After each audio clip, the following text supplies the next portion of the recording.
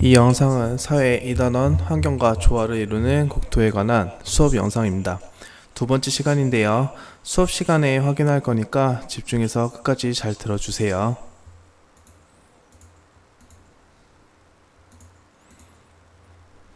자, 이번 시간에 공부에 앞서 먼저 지난 시간에 배운 내용을 확인해 봅시다.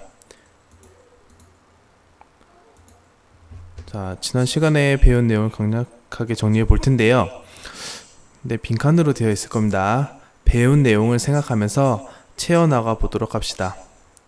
채운 내용은 수업 시간에 확인해 보도록 하겠습니다. 먼저 환경에 대해서 알아보았는데요. 환경의 뜻이 무엇이었나요?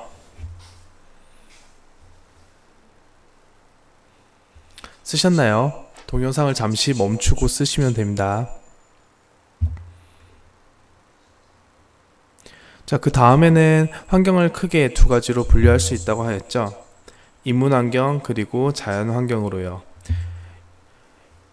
그러면 인문환경과 자연환경의 예에는 무엇이 있는지 각각 세 가지씩 써봅시다.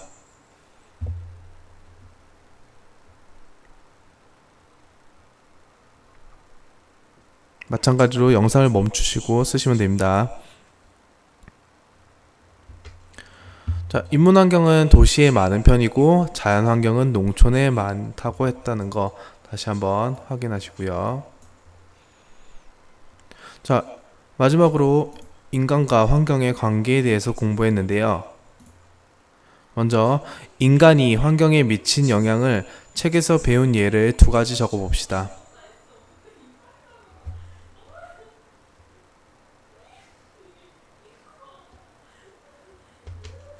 마찬가지로 환경이 미친 영향을 책에서 배운 예 두 가지를 적어보도록 합시다.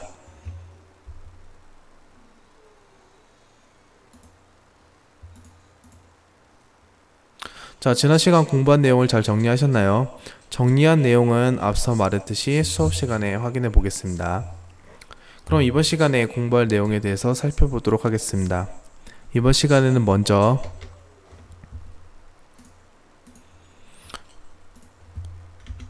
환경의 특성에 대해서 알아볼 것이고요. 다음에는 국토개발에 대해서 알아볼 것입니다. 먼저 환경의 특성에 대해서 알아보겠습니다. 환경의 특성은 교과서에서 나오는 사례와 연결지어서 공부하면 더 이해하기 쉬운데요.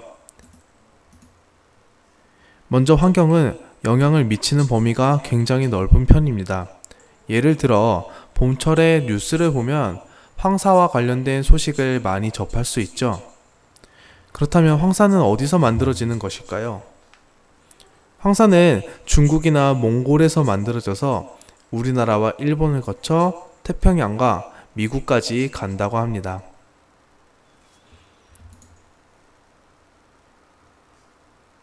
자, 그림으로 한번 확인해 보시고요. 환경의 특성 두 번째는 한번 오염된 자연환경은 되돌리기 어렵다는 것입니다. 그 예로는 태화강이 있는데요. 이 부분은 교과서 지문을 여러분들이 직접 읽어보면 도움이 될 것 같습니다. 교과서 63쪽을 펼치면 태화강과 관련된 신문 기사가 있는데요. 잠시 영상을 멈추고 이 글을 읽고 교과서에 있는 질문에 답해 보도록 합시다.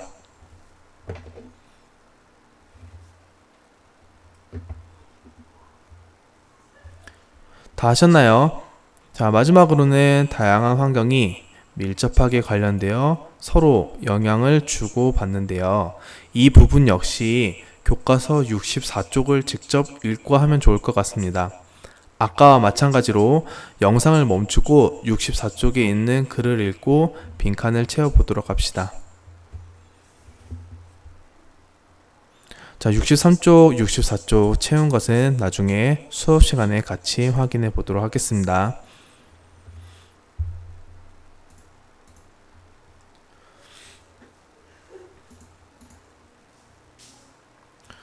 자, 이번에는 환경의 특성에 이어서 국토 개발에 대해서 알아보도록 하겠습니다. 밑에 나와 있는 글은 나중에 쓰세요. 지금 쓰면 안 됩니다. 자, 먼저 국토 개발의 필요성에 대해서 알아보도록 하겠습니다. 우리나라는 인구에 비하여 국토의 면적이 좁고 산이 많아서 효율적인 국토 개발이 필요한데요. 따라서 한정된 자원을 합리적이고 균형 있게 개발하여 사람들이 풍요롭고 편리한 생활을 할 수 있도록 국토 개발 사업을 하고 있습니다. 자, 그렇다면 사람들을 좀 더 풍요롭고 편리하게 생활하게 해주는 국토 개발. 국토 개발은 무조건 좋다고 할 수 있을까요? 그렇지 않겠죠? 자, 국토 개발의 문제점에는 어떤 것이 있을까요? 먼저 자연 환경이 파괴되어 동식물이 살 곳이 사라지게 됩니다. 다음으로는 무분별한 국토 개발로 인해 환경오염, 홍수, 산사태 등이 발생하여 그 피해가 결국 인간에게 다시 돌아오게 됩니다.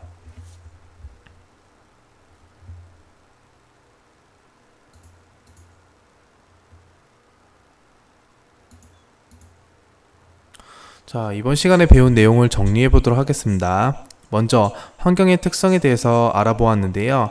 환경의 특성은 무엇보다 교과서에 나온 사례랑 연결지어서 말할 수 있어야 됩니다.